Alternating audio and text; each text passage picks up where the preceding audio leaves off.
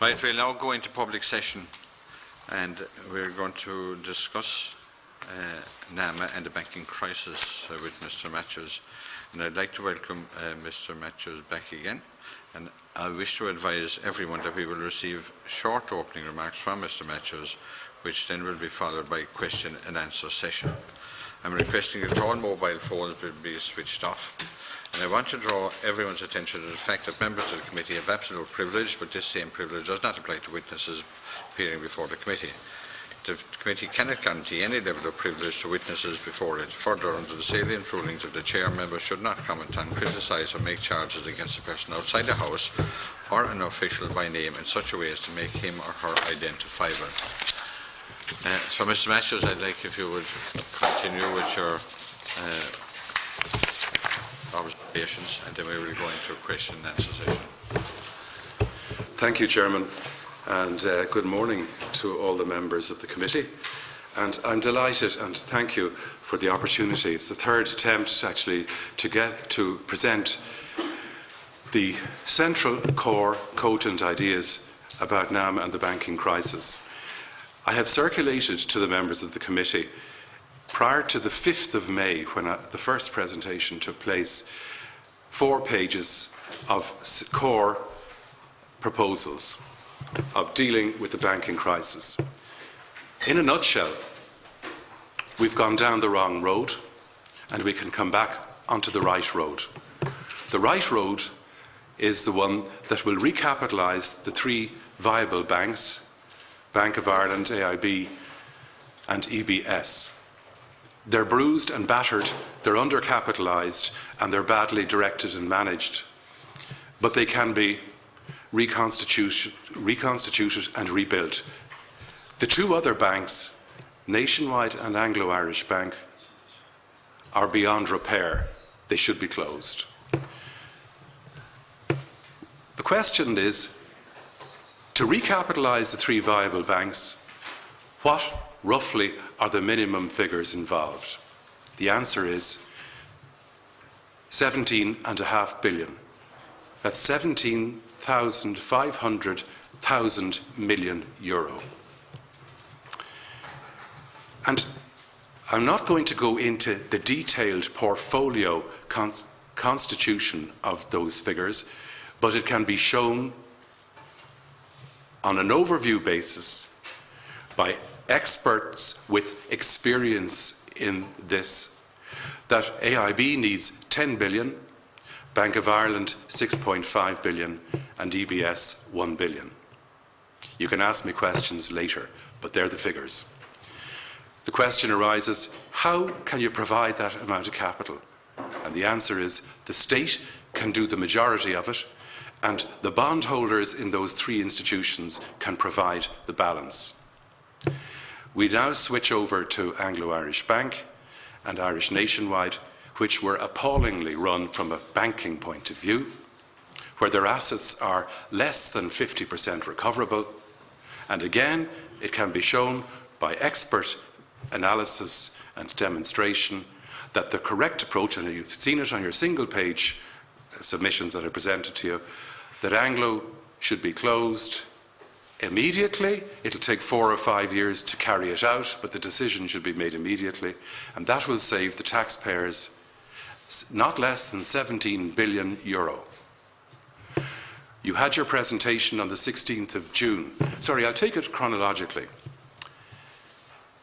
After Mr. Reckling and Mr. Watson produced their report on the banking crisis, they spoke to you here in committee, and they answered your questions. And it's interesting to note that in their report,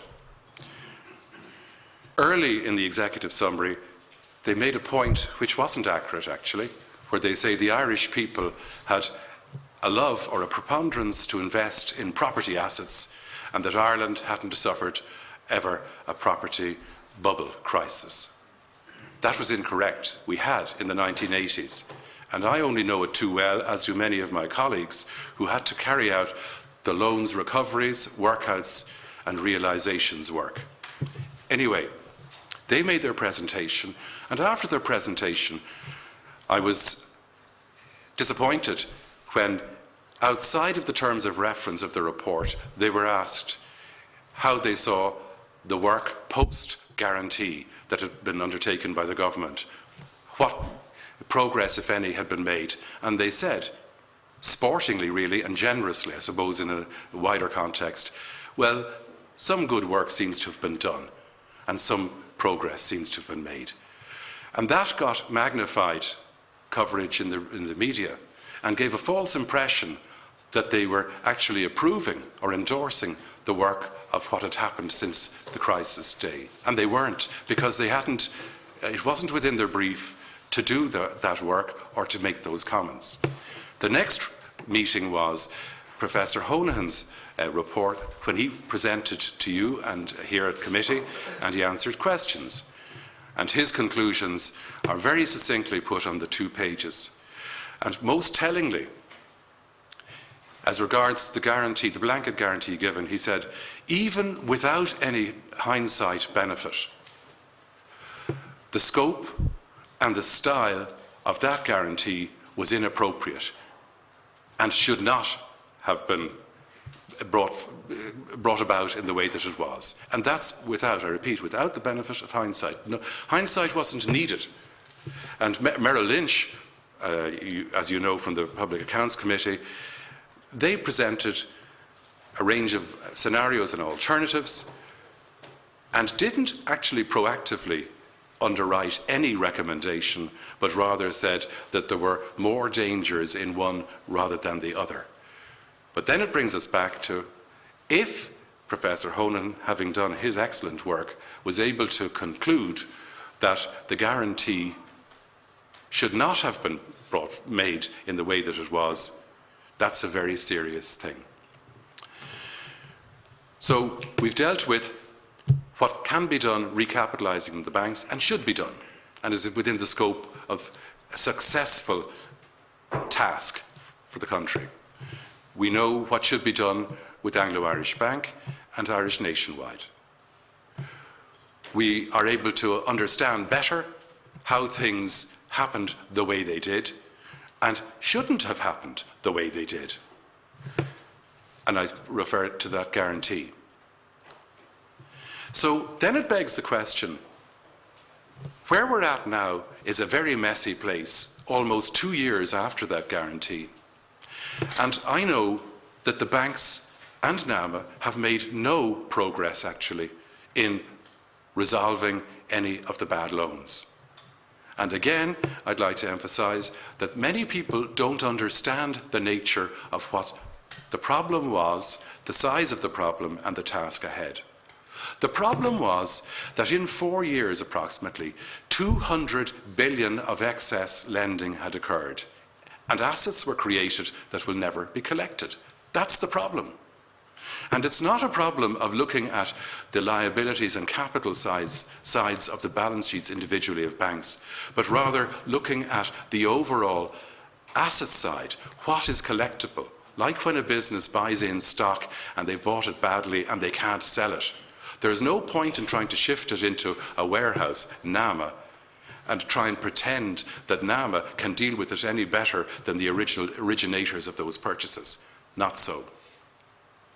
Again, the rather unnecessary, it's silly, it's stupid, in fact, for the banks to be housing NAMA divisions and doing the actual work, the operational work. In fact, they're not doing it yet. It's all in a state of suspense and paralysis because of the lack of clarity of what should have been clearer and couldn't have been clearer of transfers and valuation transfers of these loans.